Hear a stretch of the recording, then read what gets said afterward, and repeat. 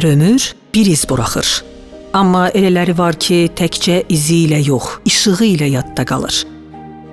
Zərifə xanım Əliyeva. Yalnız alim və həkim deyil, o bir vəfa, bir nur simvoludur. Onun ömrü insanlara işıq bəxş etmək və dünya işığını görməyə kömək etməklə keçib. Zərifə xanımın təhsili olan sevgisi onu 1942-ci ildə Bakıya gətirdi. Azərbaycan Dövlət Tibb İnstitutunu fərqlənmə diplomu ilə bitirdi. Elmi yolunun davamı isə Moskvada Ümumİttifaq Həkimləri Təkmilləşdirmə İnstitutunda başladı. O, oftalmologiyanı sadəcə bir ixtisas kimi deyil, missiya kimi seçmişdi. İnsanların görmək haqqını qorumaq. Traxoma, o dövrün ən qorxulu göz xəstəliklərindən biri. Ona qarşı mübarizəyə başladı. Yazdı, araşdırdı, öyrətdi.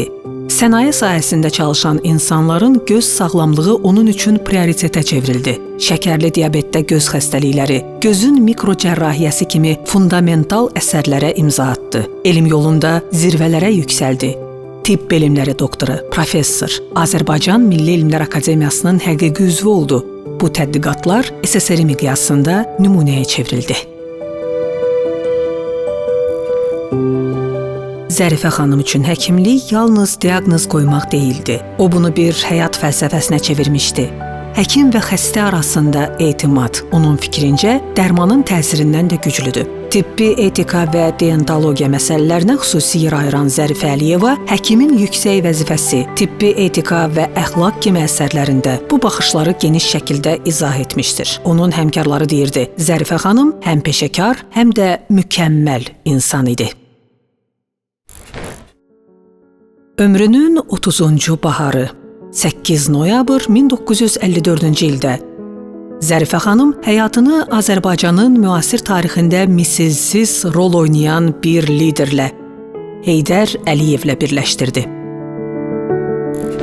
Zərifə xanımı xatırlamaq üçün, bəlkə mənim üçün daha da təsirlidir.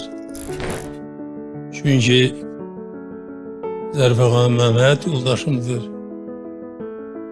Və bəlkə də mənim qədər onu tanıyan, mənim qədər onu hiss edən adam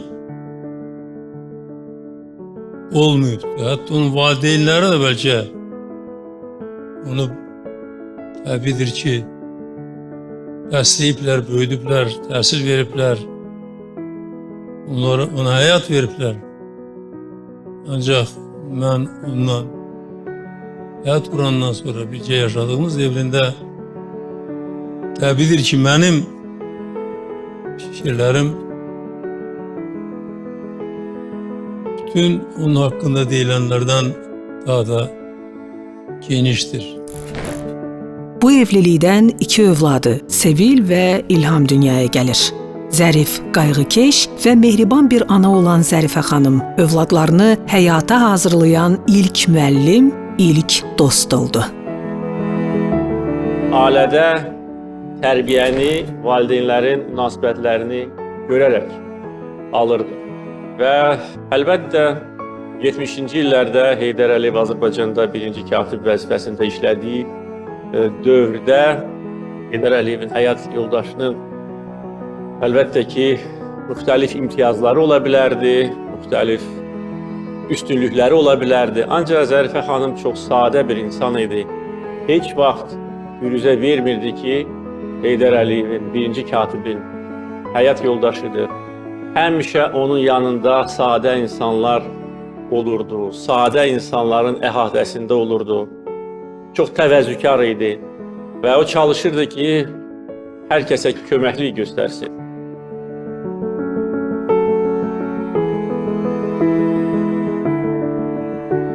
Zərifə Əliyevanın elmi uğurları və insana bəxş etdiyi nur dövlət tərəfindən də yüksək qiymətləndirilir. 1980-ci ildə Azərbaycanın əməkdar elm xadimi adına, 1981-ci ildə isə SSR Tibb Elmlər Akademiyasının Moisey İsakoviç Auerbach mükafatına layiq görülür. Bu mükafatı qazanan ilk qadın alim kimi tarixə düşür.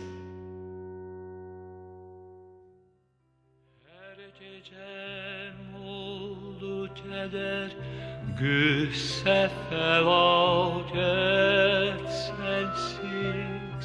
Amma həyatın acı bir həqiqəti var. Ölüm. Vaxtsız gələn ölüm Zərifə Əliyevanı Azərbaycan tibb elmindən alır. Bəlkə də ömür vəfa etsəydi, elmi araşdırmalara aparar, dünya tibb elminə neçə töhfələr verərdi. İndi taliyə belə gəldirib ki, aprel ayında həm doğulub, aprel ayında da həyatdan gedibdir.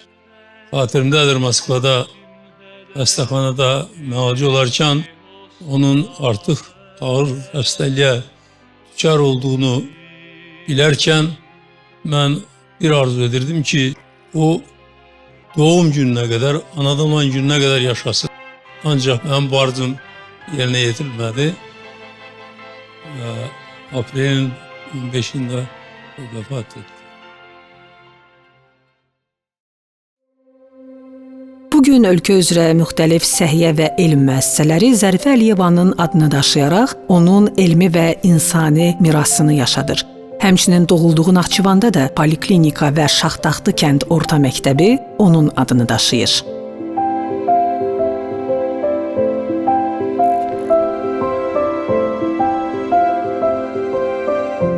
Nə xoş ki, bugün də Zərifə xanımın bizə əmanət qoyduğu elm tələbələri tərəfindən davam etdirilir.